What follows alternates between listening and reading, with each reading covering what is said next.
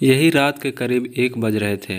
मैं जागा हुआ था, फेसबुक स्क्रॉल कर रहा था, दोस्तों के फोटोज़ देख रहा था। अचानक से अनजान नंबर से कॉल आई। मुझे समझ नहीं आया कि इतने रात को आखिर कौन हो सकता है। मैंने सोचा अभी रहने देता हूँ, अगर कोई ज़रूरी फ़ोन होगी तो दोबारा आ जाएगी। लेकिन वो फ़ोन फिर आई। मैंने इस बार उठा ली। मैंने हेलो बोला।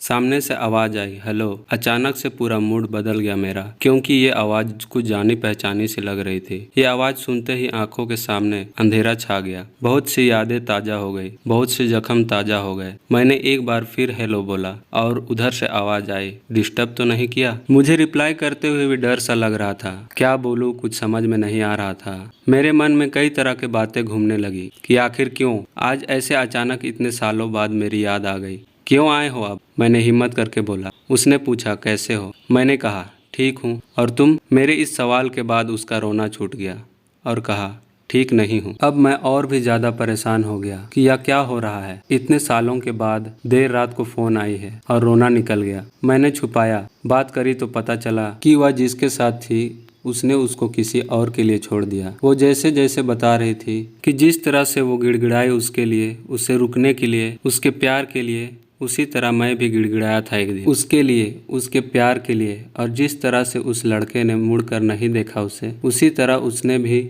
नहीं मुड़कर देखा था मुझे। मेरे आंखों में आंसू थे और चेहरे पर नकली हंसी। किसी के कर्मों की सजा उसे सही से मिल रही थी। किसी के सच्चे प्यार को ठुकराने का सजा क्या खूब मिली है। वो रोते रोते मुझसे माफी मांगने लगी। बहुत माफी मांगी, बहुत मिन्नतें की कि मैं उसे माफ करके उसे अपना लूं, उसे अपनी जिंदगी में वापस बुला लूं। मैंने उसे कई साल प्यार किया था, कई साल लग गए मुझे उसके प्यार से उभरने में। वो लौटी तो ऐसा लगा जैसे मेरी जिंदगी, मेरी खुशियां लौट आई। मैंने उसे माफ कर दिया। फिर उसने मुझसे पूछा, क्या तुम मुझे अपनाओगे?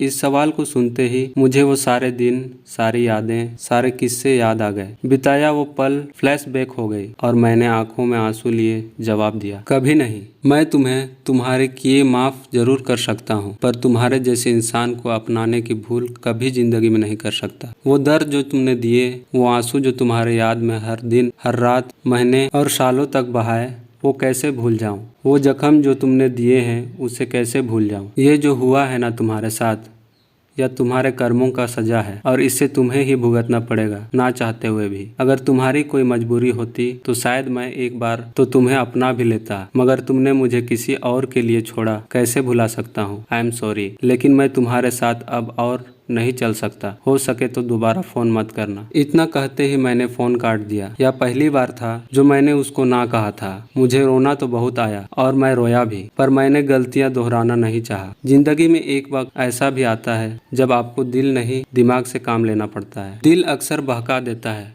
पर दिमाग सब जानता है, सही गलत सब कुछ जानता है। हम सारी जिंदगी दिल की सुनते रहते हैं और दिमाग का इस्तेमाल नहीं करते हैं। तो दोस्तों, कहानी आपको कैसी लगी कमेंट सेक्शन में जरूर बताइएगा और चैनल पर नए हैं तो जरूर से सब्सक्राइब कर लीजिएगा।